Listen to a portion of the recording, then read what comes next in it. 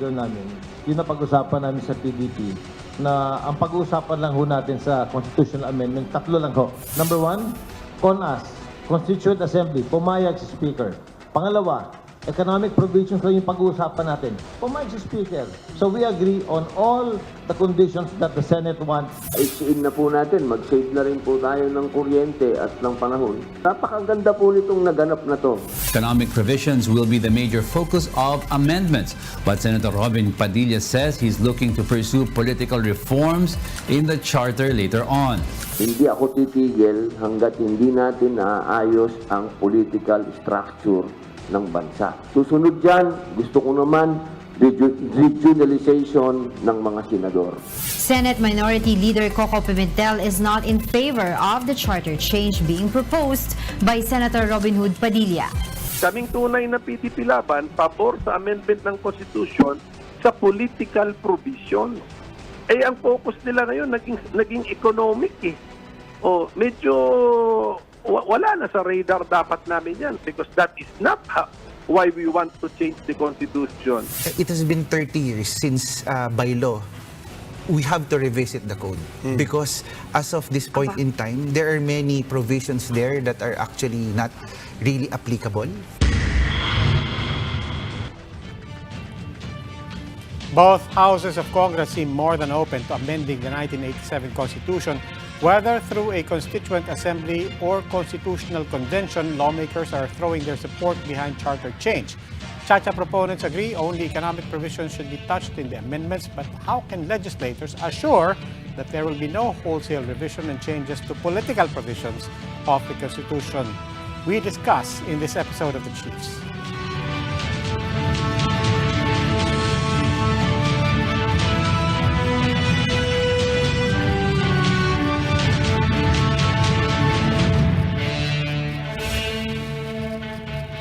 Welcome to the Monday edition of the Chiefs. Ako po si Robbie Alampay. Kasama ko po sa studio dito sa Mandaluyong, Ed Lingao of One News. Online, kasama natin from Manila, Ami Pamintuan, Editor-in-Chief ng Philippine Star. And from Quezon City, Lucy Cruz Valdez, Head of News 5. Chiefs, happy Monday. Happy Monday. Happy Monday. Ami, ang init! Ang init nga, baka daw umabot ng 50 degrees sa Davao bukas. Heat index So, naman yon, heat index. Heat index, ang body heat index. Oo. Pero ayun, natutuyo na. Wala na tayong tubig, nababawasan, magkakaroon daw ng mababawasan ang oras ng tubig, ng water service sa west sector ng Maynila and GCP as well. Oo. This warning na baka daw magkaroon ng outages this summer.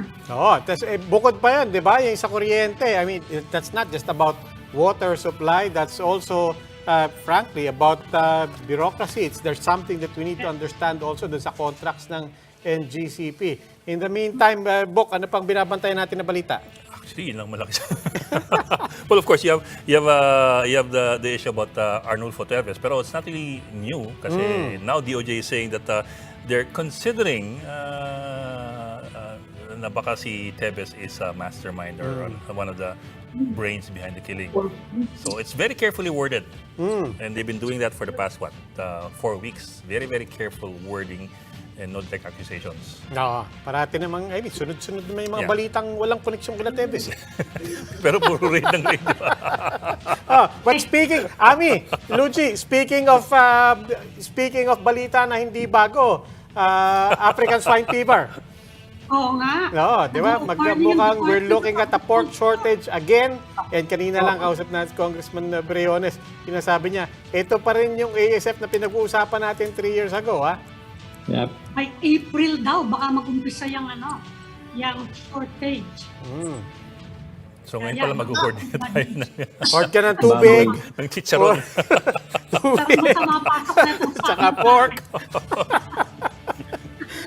Anyway, we will be in this episode, we'll be talking about charter change. Gaya po na sinabi natin sa introduction, we'll be speaking with Congressman Richard Gomez as our first guest after a short break. Keep it here on One News.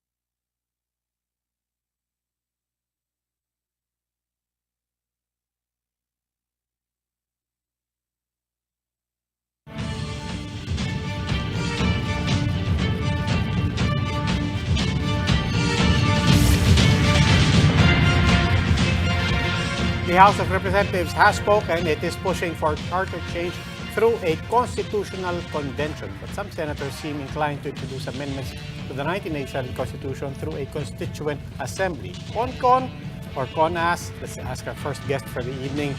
Leyte 4th District Representative Richard Gomez. Congressman Gomez is also Assistant Majority Leader of the House. Good evening. Welcome to the Chiefs, Congressman. Hello, good evening everyone. Good evening, sir. Magandang gabi sa lahat ng tagapanood ninyo. Good evening. Sir, siguro yan na muna natin. Let's just tell us where we stand. Kasi last week, nagkatabi niyo si Senator Robin Hood Padilla. And Yes. basically, you were presenting a united front. You were saying, nagkakasundo na kami. You said na Constituent Assembly, sinabi niyo, economic provisions lang. Eh, hindi tumagal ng isang araw. Even the House Speaker said na hindi. Paninindigan namin ang CONCON. And then even Senator Robin Hood Padilla was saying, hindi. Kailangan natin pag-usapan ng political provisions din. So, where do we actually stand in terms of yung agreement, not just in the House of Representatives, but even with the senators on other than we need to look at the Constitution, ano ba talaga yung pinag-aagrihan natin at this point? Well, ang napasa namin ng third reading sa House of Representatives, itong CONCON, Constitutional Convention, no? With 301 ang bumoto against 6, no? So ganun yung majority natin. Ang pinopropose naman ni Senator Robin sa Senate ay CONAS, Constituent Assembly. So yun, medyo may pagkakaiba. Siguro para importante malaman ng nanonood natin, bakit iba-iba yung sinasabi nila. Basta kami dalawa ni Robin, we were designated as spokesperson for the PDP. Yun, klaro yun. No? And whatever kung ano yung nangyayari sa amin, yun inire-report ko sa Speaker of the House kay Congressman Speaker Romualdez. Pero sir, as far as you can tell, sir, anong likelihood na papayag yung 301 congressmen na bumoto for CONCON na mag-shift to CONAS as some senators seem to be more open to? I think, alam mo, Ed, I think mas importante na tapusin muna ng Senate na ipasa nila yung CONAS. Tapos pag pumasa na sila, pwede na itong pag-usapan ng House at saka ng Senate. Pag-usapan nila Speaker, pag-usapan ni Senate President Zubiri kung anong gagawin. No? But first and foremost, importante na there's an overwhelming majority na pumirma for CONCON. Now, it's up to the House, it's up to the Senate na gumawa naman ng version na kung mag-CONAS sila. So we will wait for them. Pero parang matamlay din ang Senado eh.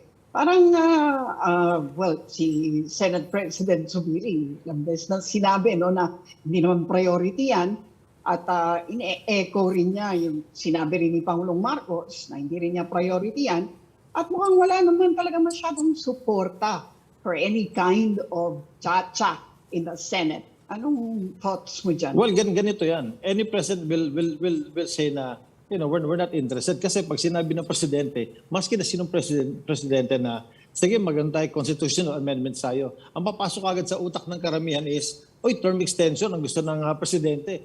Humaba yung term niya as president. So talagang no president will say na, sige, I'm for constitutional amendments. No? And then, sa part naman ng Senate, bakit matamlay? Siguro yun ang dapat nating usisain. Bakit matamlay? Bakit?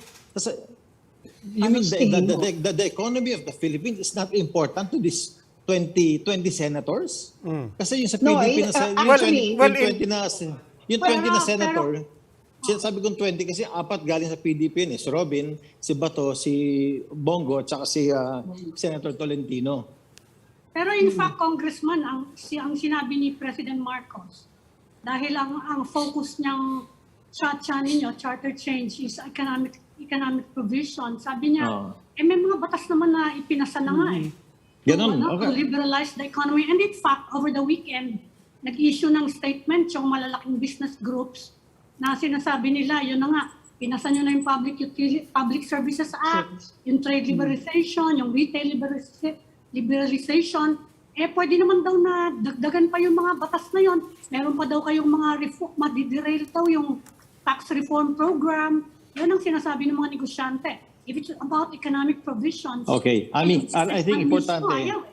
Yes, importante siguro malaman ng mga tao that the Constitution cannot be overridden by laws na ginagawa lang natin. Like for example, yung sinasabi mo na Public yung service. Retail Trade Liberalization Act, Foreign Investment Act, yung Public Service Act. Ito, lahat itong act na ginawa, itong mga batas na to, contradictory sa constitutional limitations natin. Kumukontra rin sa Constitution natin. Kaya nga Bakit yung pinasa ng Congress? kasi any law can be passed in Congress until it is questioned in the Supreme Court. Ganun talaga yun eh. So, kaya lang, ang problema ngayon, meron na nag-question sa Supreme Court. So, while there is a pending case at the Supreme Court, do you think may papasok na investor? Wala. Because nga meron uncertainty. Okay. Congressman, on the other side of that question of economic provision, so malinaw naman yung position nyo on the need for it. But on the other side of that, how can you reassure the public na talagang economic provisions lang ang pag-uusapan dito? That was one of the things that you said, Yes. pumayag si Speaker dito, he guarantees it. But he can't guarantee it, di ba? Sa totoo lang. Ito yung maganda dito, Robbie. Ang mahirap is pag-con-con. Kasi mag-elect tayo ng bagong delegates eh. No? Unlike pag-con-us, ito yung difference na sabi ko. Yung difference naman, pag-con-us naman, kami na yung nakaupo, kami na yung mga congressman tsaka senador that will act as the commission sa constitutional amendments. No? So, pag-con-us, talagang mas makokontrol kami because number one, nakaupo na kami. May mga party leaderships kami. Pag sinabi, pwede kami ibasto na, dito lang tayo. Ang mahirap, ang totoo dyan, ang mahirap pag con-con. Kasi mga bagong delegates ito na i-elect natin eh. May magsabi lang dyan, dandali. Binoto nyo kami eh. Bakit nyo kami pakikilaman? So ganun yun, mahirap talaga yung i-control kung ano yung pwede natin buksan o amyendahan sa Constitution. That's why, even if I passed a bill on con-con, I'm one of the principal authors. Pero pag dumating sa usapan na pumayag ang Senado na mag-con-us, and then mag-uusap ang House and Senate na kung ano man yung magiging resolution nila, and if ang resolution will say, let's say, pag-con-us, I will say yes. Kasi ang para sa akin, let's amend the Constitution. There's no better time to amend the Constitution. Doon sa senaryo ng CONAS, pagka pinaghalo na natin, so kasama na yung boss ng mga senador, yung katabi nyo mismo ang nagsabi, hindi ko tatantanan yan hanggat di natin bubuksan ng political reform. Kaya nga importante yung tatlo na pag-usapan namin, pwedeng CONAS yung mangyari, economic provisions lang yung bubuksan, tapos yung voting separate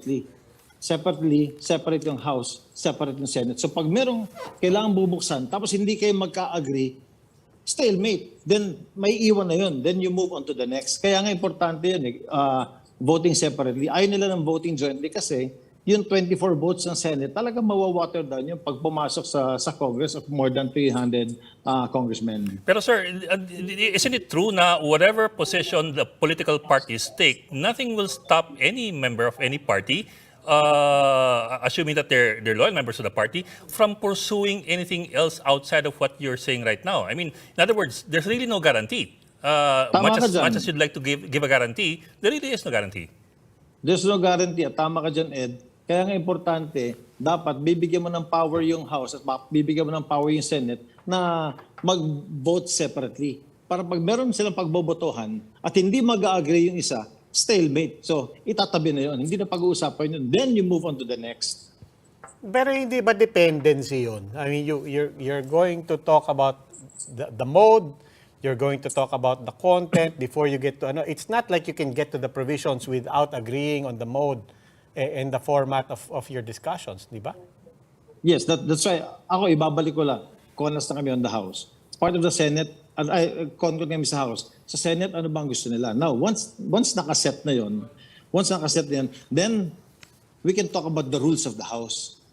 Meron tayong pag-uusapan na rules. Kung ano yung gagawin, ano yung pag-aagrihan, ano mangyayari kapag mag-disagree tayo. Congressman, Wait. So paano? Ng mga businessmen. Kasi sabi nila, matagal yung proseso ng con-con eh. Well, whatever mode it is. Matagal ang process ng amending, especially rewriting the entire Constitution. Sabi niya, in the meantime, mag-wait and see daw yung mga investors. Dahil No. hindi nila alam kung ano mangyayari. Paano really. kapag inabot siya ng 4 or 5 years, madiderail daw yung no. reforms ni President Marcos. No. I'm just saying what the businessmen said in their statement over the weekend. No, Ami, alam mo, during sa public consultations namin, saka sa committee hearings namin, ang sineset namin na time is only 6 months. 6 months, kailangan matapos namin yung amendment namin. Kasi kaya naman eh. 6 months. 6 months, but you're, well, that's assuming that there will be a vote. I mean, talagang decisive, di ba? But right now, I mean, it's nice to say that 6 months, but look at you can't even agree on con or con-us. No? Hindi, kami kasi, Ngayon no, pala ka. not that we do not agree. We are waiting for the Senate version. Well, that's Pag why. nagkaroon na ng Senate version, ang sabi ni Speaker, pwede nila pag-usapan yan. So, yung leadership na magpag-usapan kung ano na ang gagawin. So, then they will come out with a bicameral resolution kung ano magiging final version. Then, once you come up with that final version, whether maging con-asa or con-con, then you come up with the house rules. Ano ba yung magiging house rules na? It will be much easier, I'm saying this, it will be much easier kung talagang ang modality natin is con-as. Now, natatawa kayo, bakit ba kailangan, aabot ba ng ilang taon yan? Hindi mo kailangan umabot ng ganun katagal yun. We have more than 300 people deciding on things. 6 months should be enough. Kasi konti nga lang yung pag-uusapan nyo eh. Kung hindi nyo naman kailangan repasuhin yung buong constitution, hindi kayo aabot ng taon-taon eh. You only need 6 months. Pero kung papasukan niya yan ng political reforms, aabutin kayo niya ng taon-taon, and it will go to the Supreme Court, magpe-plebiscite pa yan eh. And then, I'm sure it will be challenged sa Supreme Court. Gaano katagal yung magiging proseso niyan? Well, for the pessimists, that's what they think. But let's be positive about this. Let's give our constitution a chance. Let's give the Filipino a chance, no? Bigyan natin ng bagong pagkakataon itong bansa natin by amending our constitution. 37 years, Ami, Robbie, ang tagal na nito. Ang tagal na natin pinagtsatsagan itong constitution na to. Ang tagal na natin tinatrabaho na ganito. Ngayon na tumatakbo na on both houses. Do we need to stop? Do we need to block this? Sinasabi ng mga negosyante, nagwo-worry sila. Pero sila rin yung same negosyante, sila rin yung same group na dati, nagsasabi na, oo, sige, nagrarally kami, let's go, let's change the constitution. Ngayon na nandyan na, sabihin na, sandali lang. Pwede bang ganun? Kasi nga meron na daw mga batas ngayon. Hindi, kaya nga, sinasabi ko nga, yung batas na ginawa nila, contradicts the constitution, hindi nga pwede. Yeah, but to that point, why not wait for the Supreme Court to rule on those challenges first? I mean, speaking of being optimist and being pessimist, you're proceeding from the assumption that the Supreme Court will shoot down the laws that you made. Why not proceed from the assumption na hindi? What we did was sound. We knew what we were doing when we passed those laws. Let's wait for the Supreme Court to rule accordingly, taking the optimistic stand. And then we didn't have to go through charter change. Because what is important is the fundamental law of the land. Let us amend the fundamental law of the land. Do not ayusin lahat. Sa ganun, hindi mo kailangan na gumawa pa ng mga maliit na batas para lang amendahan yung batas. Kasi sinasabi ko nga, we cannot amend the Constitution by coming out with different laws eh. Di ba kasi kung pwede natin gawin na ganun lang, o sige, sabihin natin na ito mga ganitong klaseng batas, pwede. Di sabihin natin, sige, gagawa rin kami ng batas. Gawin natin, yung presidente ng Pilipinas, pwede na yung 25 years old.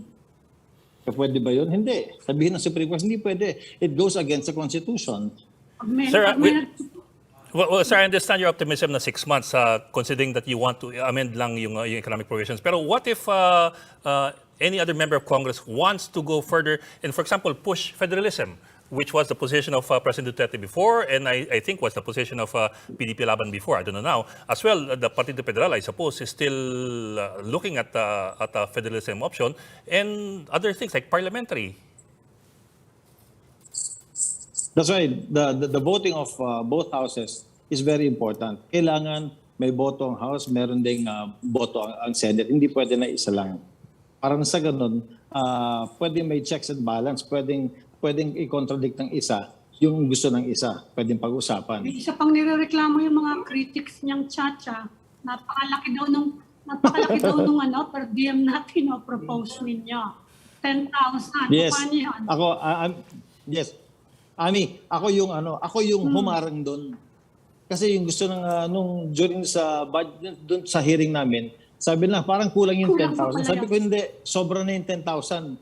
O sabi na kulang na yung 10,000. Sabi ko hindi. Sabi ko 10,000 a day. Sabi ko that's more than enough. At saka sabi ko, kung tatakbo ka for CONCON, gusto mo tumakbo sa delegate, part of that, you have to sacrifice yourself. Magsakripisyo naman tayo at 10,000 a day, napakalaki na nun. So isa ako dun actually ako lang yung kumontra nun. Tapos ang isa pa na pinasok ko, Robbie, sabi ko dapat lahat ng delegates na makakasama sa CONCON or for CONCON, dapat lahat ito graduate ng college. Hindi to pwede na minsan sabi ng batas natin na pwede kang tumakbo sa election, read and write lang, okay ka na. No. We are amending the Constitution. This is the law of the land. Kailangan marunong ka mag-articulate, you have to understand, you're able to interpolate. Okay, sir, going to that point on kung sino ang pwedeng tumakbo sa CONCON, Constitutional Convention, we're going to have to elect delegates. What guarantee will people have na hindi ka mag-anak nilang din ng mga congressman tsaka congresswoman yung mga tatakbo? I mean, we're supposedly electing new representatives for the specific purpose of amending the Constitution. But sa totoo lang naman, lahat ng eleksyon, mga kamag-anak din ng mga kasama niyo sa Kongreso yung tatakbo dyan. Yun nga kasi nga hindi nga sinasabi ng Constitution na hindi pwedeng ganun eh. So ibabalik ulit, the fundamental law of the land, yun talaga yung kailangan natin ayusin. Nasa ganun, wala nang magrereklamo na bakit kailangan yung kamag-anak ng mayor, kamag-anak ng congressman, kamag-anak ng senador na naman yung tatakbo. But if all of this are written in our Constitution, yun ang susundin natin. But that Kaya nga meron tayong nagrereklamo lagi yung mga tao na yung dynasty. Pero at the end of the day, who creates dynasty? Who votes for these people but the electorate themselves? Yeah, but who refuses to pass? Who is refusing to pass an anti-dynasty law as directed by the 1987 Constitution?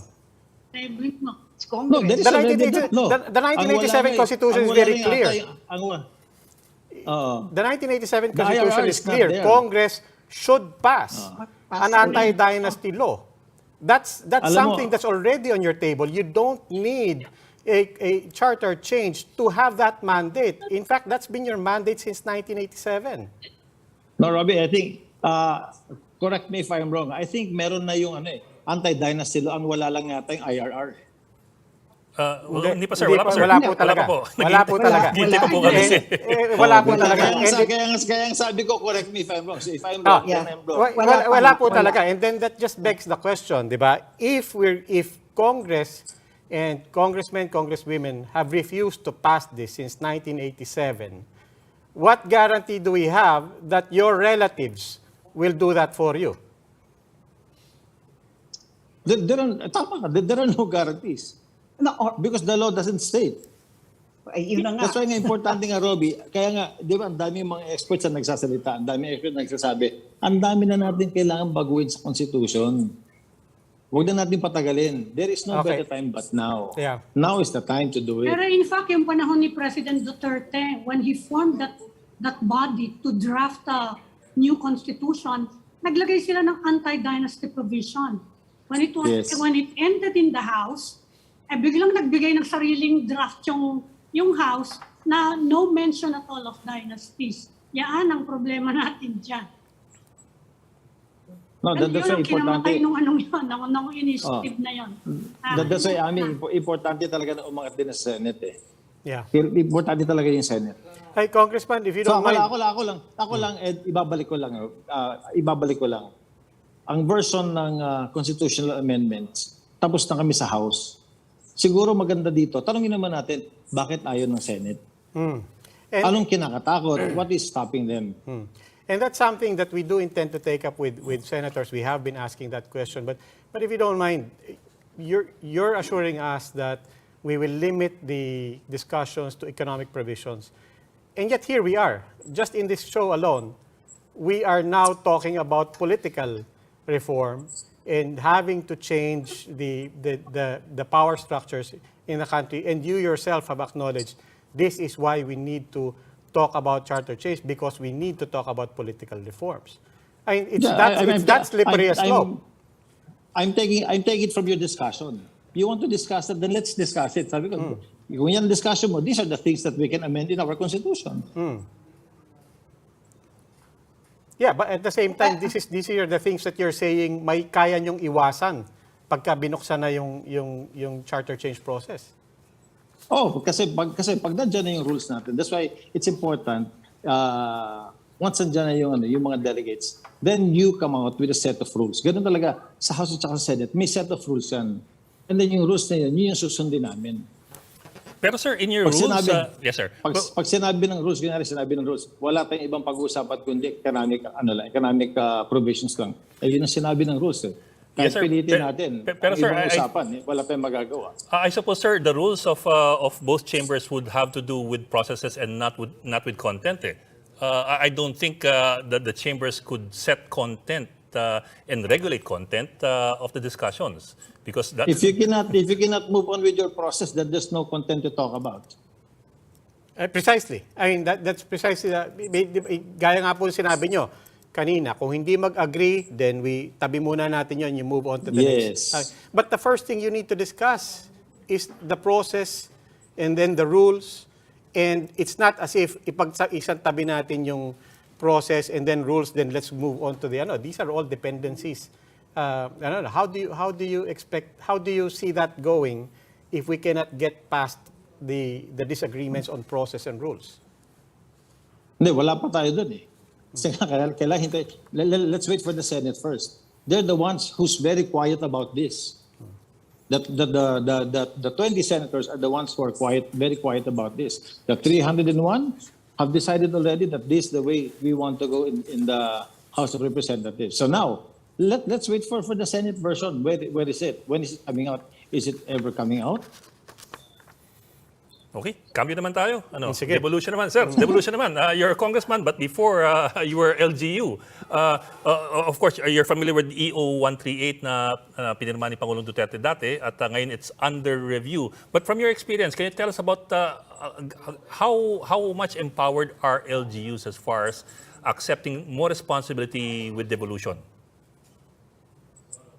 You know, when President Rodrigo Duterte signed EO 138, kami mga governors at saka mga city mayors, no, pumunta kay Presidente Duterte and sabi namin, baka pwede,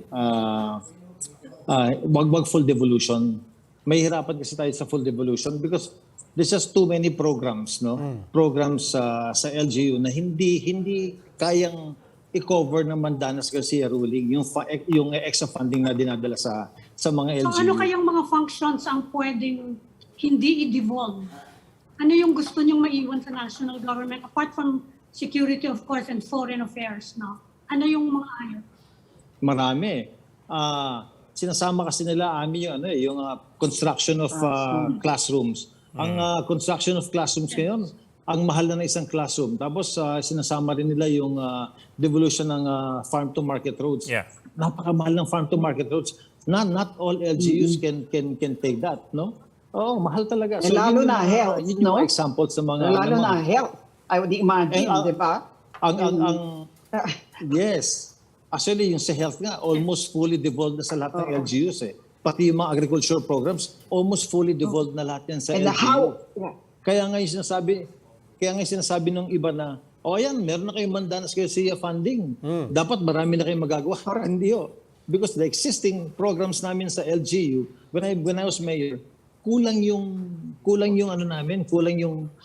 funds namin coming from dati yung internal revenue allocation na ngayon ay national tax allocation. If I were to give an example, no, Robbie, in 2022, so ang era namin na nakuha namin is about almost 500 million coming from the Mandanas Garcia case. But from 2022 to 2023, dahil bumaba, no? Dahil pinasukan tayo ng pandemic eh. Ang pumasok na lang sa amin is 265 million pesos. So, halos kalahati. And yung programs, hindi nag-iiba yun. It remains the same. Pero yung funds mo, umakit baba yun. So, kung sasabihin natin what needs to be done, wag ho lahat i-fully devolve natin sa LGU. Hindi So, kaya talaga. anong binabalak ninyong or sinasuggest ninyo na phasing yan, if ever merong ganun, no? Parang ano muna ang pwedeng i-devolve at saka gaano kahabang panahon bago nyo. Pwedeng sabihin nga na, okay, pwede na kami ito, amin na to. O, tapos ngayon, ito na ngayon. How do you phase it so that you can actually get to a point where, yun na nga, ma-execute nyo fully yung RA? May suggestion when we took it up sa local government. Ang sabi ko, coming from my experience as a mayor, dapat yung devolved programs, depende kung magkano yung pumapasok na funding coming from the national government. So dapat piso per piso. Pag may pumasok kami piso, dapat yung program na i-devolve mo sa amin worth 1 peso rin. Hindi mo kami pwedeng bigyan ng 1 peso and then yung program namin is worth 1,000 pesos. Nagkakaroon talaga ng misalignment dun sa funding. And if this will continue, Lucci, magkakaroon ng failure in government. Especially the smaller LGUs, magko-collapse talaga dahil hindi nila kayang dalhin lahat ng magiging devolved program. But who will decide that, diba? Kung peso po peso. Sino magsabi na, okay, ito, kaya nyo to. Ito, kaya rin namin to. At this cost. Who's going to decide that? Is it you or is it them? In other words, you will have the power to say, ayoko ma-devolve yan sa akin. Ganun ba yun? Hindi, ang LGU kasi, you know, the thing with the LGU, ano yung ibato mo na program, sasaluhin ng LGU yan whether may peras or wala. So it's really up to the DBM, it's really up to the departments, the national departments, kung ano yung ibibigay nila na program sa LGU, tapos i-match nila doon sa pumapasok na funding for the LGUs. Congressman, one last That's question. very important. That's very important. Congressman, one last question na lang. Sa tansya nyo, I mean, estimate lang, I don't know if there's a study on this, but you obviously know a lot of local executives also. We're talking about capacity and we're talking about, a lot of LGUs saying, teka, wala sa kapasidad namin yan. Kung ipipilit natin yung Mandanas Garcia, at ibubuhos natin yan, ilang porsyento lang ng lahat ng LGUs, let's say munisipyo, ilang porsyento lang ng lahat ng munisipyo ang kakayanin saluhin yan? Masasalo pero magfe-fail yung karamihan ng LGUs. Ang talagang matitira lang are the first class cities, yung mga malalaki, cities like the ones we have in Metro Manila or NCR. Sila talaga yung mga bilyonaryo Pero yung mga maliit na mga syudad, lalo na yung mga maliit na mga munisipyo, they will not survive full devolution. And if they will not survive full devolution, magsasuffer yung basic services na ibibigay natin sa tao. That's why kailangan talagang pag-aralan itong EU 1138 na binigyan ngayon ng order ni Presidente BBM na i-review. So we are very optimistic about that review na sana dumating yung time na kung magkano yung papasok na program, kung magkano yung papasok na funding to the LGUs, dapat ganun lang i-devolve na program sa mga LGUs. Okay. Leyte, 4th District Representative Richard Gomez. Congressman, maraming salamat po. Salamat, Robin. Thank you, everyone. Congressman.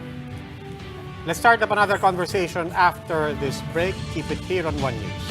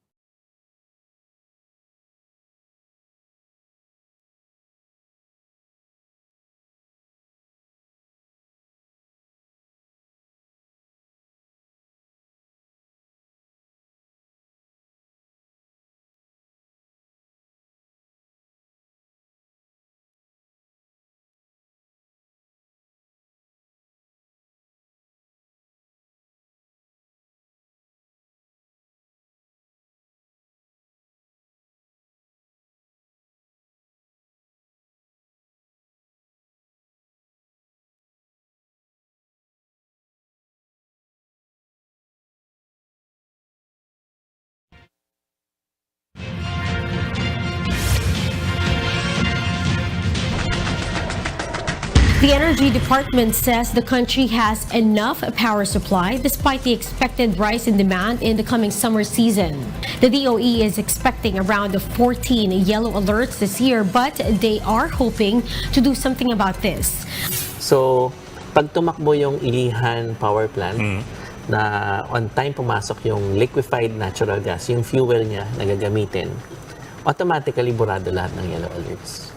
Tapos pag in-input pa natin yung ini-import ng Luzon from the Visayas, nagkakaroon din ng mas magandang response yung reserves natin.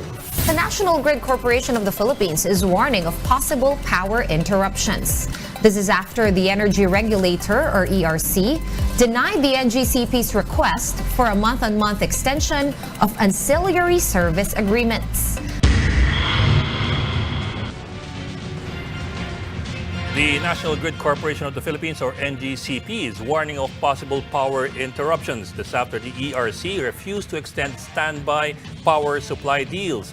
Let's bring to the conversation NGCP spokesperson, Attorney Cynthia Alabanza. Magandang gabi, Attorney Alabanza, and welcome back to Chiefs. Good morning. Good evening, everyone. Good evening pa. Thank you, ma'am, for joining us tonight. We have so much we want to ask you. Among them, yung possible rise in demand because of the ongoing heat wave. Pero before we go there, ito pong ancillary services na hindi pinayagang i-extend ng ERC. The NGCP has expressed concern about it, the possible brownouts. Are we looking at potential brownouts lamang, or ito po'y talagang mangyayari na with the rejection of the ancillary service extension? Well, I just want to clarify, I heard in the earlier spiel about the Department of Energy saying there should be no problem this coming summer. And that's correct. No, because there is a difference between supply that is bought and sold on the market and contractually between generators and distribution utilities like Meralco for the NCR. And there is the ancillary services, which is also electricity that NGCP uses to balance frequency. So yung ginagamit ni NGCP in ancillary services, parang insurance yan, no? So this is similar to the AVR or the UPS, yung sa mga computer natin, that ensures the quality of electricity that will go into our sensitive equipment like our computers. So this is not electricity that NGCP buys and sells for consumption, but something that we use to balance out yung mga fluctuations that really happen throughout the day, caused by uneven usage ng mga consumers. Like for example, at 8 in the morning, when all the offices are open, you will see a surge in demand kasi nga lahat ng mga opisina nagbubukas. Same thing happens at 2 p.m. in the afternoon when it's hottest, and also at 8 o'clock at night when everyone comes home and opens their lights and their TVs and begins their daily, their nightly activities at home. So that kind of fluctuation throughout the day is being handled and leveled by NGCP's ancillary services.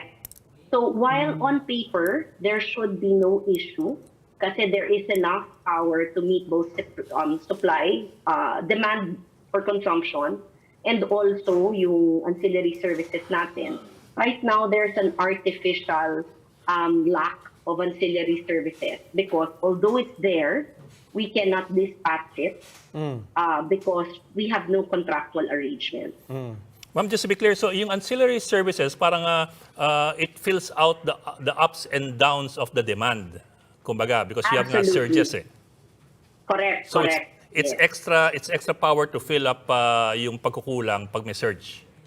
Yes, correct. That's correct. Sinong source nun, usually? Is it the same power generators? Same? Yes. Yes, it is. Because it's the same kind of electricity, iba lang ang function. So it's a little bit technical and hard to understand, but it's the same product. It's the same electricity. One is to power your lights. The other one is to make sure that, we don't, as consumers, feel the fluctuation. The lights are steady. Okay. Ma'am, I have to say it. May warning kayo today that because of this decision ng ERC, we might have outages this summer. So yun, tama yun. That's correct. Because wala kaming pambalanse And so, we have to maintain the frequency at 60 hertz plus or minus 0.3, I think, more or less, something like that. Because if we don't, there will be fluctuation enough that will damage sensitive consumers, yung mga sensitive equipment, sensitive industries, yung mga those that are very vulnerable to fluctuation. And if we reach a degree, if it reaches a degree na malaki yung fluctuation, the system will have to protect itself para hindi mag-cascade. Okay. Yun yung sabi namin interruption. Okay, now, ma'am, without cutting through the technicalities here, you're also saying, look, bottom line, this is an artificial shortage, as you said, which turns not on the supply, it actually turns on our ability to just issue the contracts, di ba? So let's get to that point. What's wrong? Why can't you just issue the contracts? Bakit po nagkaroon ng aberya doon? Okay, how do I put this? Because it's insurance, you don't use it every day. So it's how do I explain this? There was a difference in how NGCP contracted its ancillary services and how the Department of Energy wanted us to contract. Because we felt like there are several levels of ancillary services. There's primary, secondary, and tertiary, yung mga backup namin, backup to the backup. So, you don't use this all the time kasi pantawid nga lang to. It's something to level out. So it's not consistent yung use. So we had what we felt was a good mix of certain firm contracts, which means nakakasana sa amin, or non-firm, which means we have, to make it very simple yung explanation, like parang right of first refusal for this kind of energy, that if we need it, we will call on it, schedule it. If we don't, then they are free to sell it in the market. So hindi kami nakapasa, hindi kami porsadong bilhin yung kuryenteng yon. So around 2 years ago, December 2019, the Department of Energy issued a circular saying, all of them should be firm. Now, NGCP said, can we study this a little further? Because we did internal simulations and it might not be the best strategy. So there was a little back and forth on that. But bottom line is, NGCP said, okay, we're going to do the firm. We're going to do a competitive selection process. And that took time to develop the parameters of that bidding process, which we started. I think we opened the bids in March 13, 14, and 15 for Luzon, Visayas, and Mindanao. And so, in the meantime, while we were discussing the process, many of our contracts then existing had expired. So NGCP said, since undergoing na naman yung selection process, kailangan lang namin ng interim, yung pantawid. So para naman hindi mapornada yung proseso, month-on-month na lang natin kasi hindi namin alam kung kailan matatapos, kung kailan magsa-succeed. So month-on-month na lang para kung matapos na yung proseso, makakapag-contract na kami in accordance with the Department of Energy's policy, which is what we tried to do until we received that decision from the ERC saying we cannot do a month-on-month. So how extensive are the power interruptions that we're talking about, the possible outages? I think today was the first day. I think we got, if I'm not mistaken, we got the ERC order last Friday. So today, we were no longer dispatching those services that were no longer under contract or with expired contract. And thankfully, we were able to avert any interruptions caused by a fluctuation we could not manage. And this is day one. So this is something that, again, we're hoping will not get severe kasi habang umiinit ang panahon, the fluctuations will get worse. In fact, ancillary services are most relevant during summer peak. What's the alternative to month-on-month? Kasi why does it, so can't you set a deadline on which you will be able to decide once and for all whatever that balance formula is for firm and not firm, and submit and then start a long contract again instead of a month-on-month? Actually, that was the middle ground na nga kasi the ancillary services procurement a competitive selection process o yung bidding, kakatapos lang. So, after that, syempre it's not that easy na pag ginawa mo today, bukas okay na. Kasi ang mangyayari pa niyan, syempre you have to assess the bid. The ancillary services are very technical and we have to check whether they can make the response times required to manage frequency. That's number one. So we're still assessing it and we expect to make a formal award by the middle of April. And then after that, magkakapirmahan pa ng kontrata. And because we're highly regulated, those ancillary services procurement agreements will still have to be submitted to the ERC for its own evaluation and approval. So based on historical processes of similar nature, maaga na yung June 2023 bago magkaroon ng panibagong ancillary services procurement. So ito nga yung pantawid na para hindi maantala yung pag-provide namin itong ganitong klaseng serbisyo. Sabi sandali lang, panakibutas month on month para hindi naman walang visa yung bidding process. Pansamantala, kaya kami extend yung old contract. There's no new negotiation. There are no new contracts. These are just the old providers prior to the bidding, just to extend the same terms on a month-on-month. And the minute the real contracts are awarded and approved by the ERC, we can begin that. Ma'am, pero moving forward, so what does this mean to us as consumers?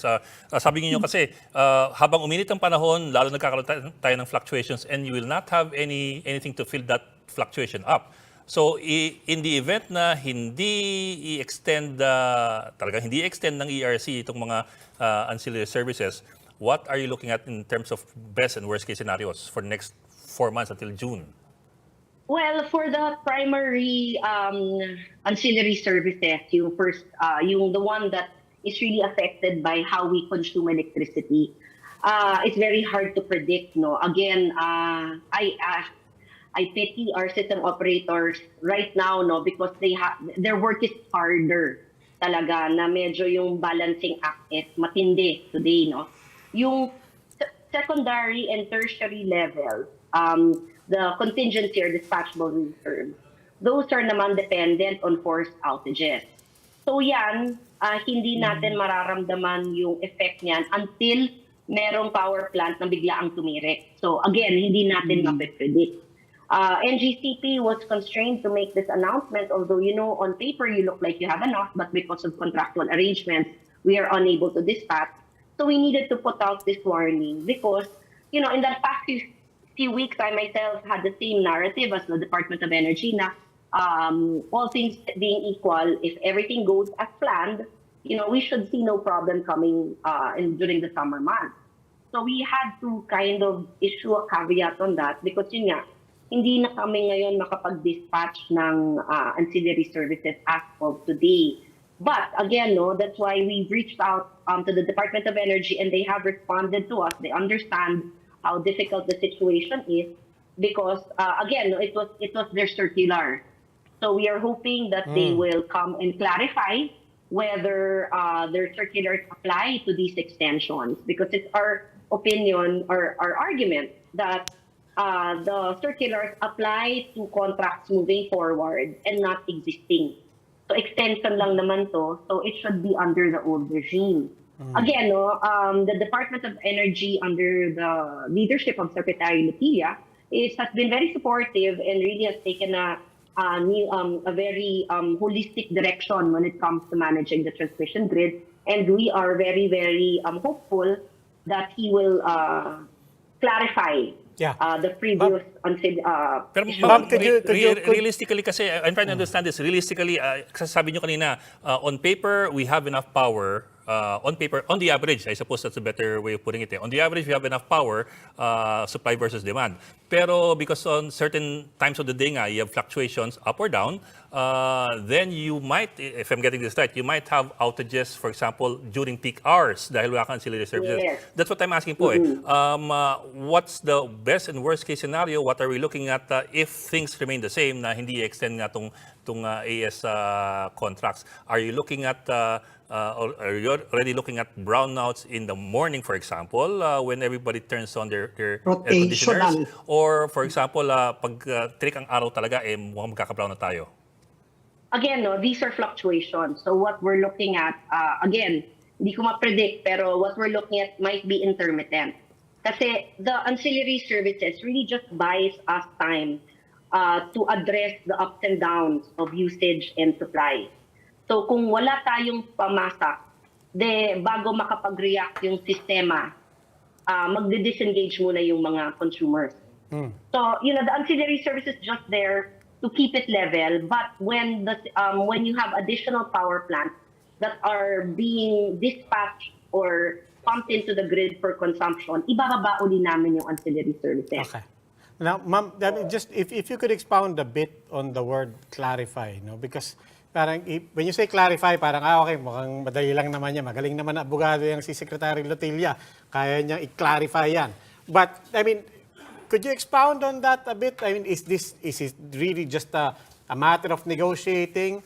Or given that there's basically a level of just a political decision to be made here, I mean, how complicated can it get beyond just clarifying the memorandum circular? Yeah, because, NGCP is highly regulated. So everything we do, every contract that we enter into, every little thing that we, ang joke ko nga is bawal kaming bumahing nang walang paalam sa ERC. When we went into the month-on-month contracts, we had to go to the ERC and say, is this okay? And now that they've said no, because you're violating the department circular, now we're asking the people who issued the circular, the Department of Energy, to say, is this really the proper way to interpret your circular? Because, of course, we will be filing our motion for reconsideration. But again, that may take time because this is a quasi-judicial process, meaning may mga requirements yan on hearing of the motion and all of that.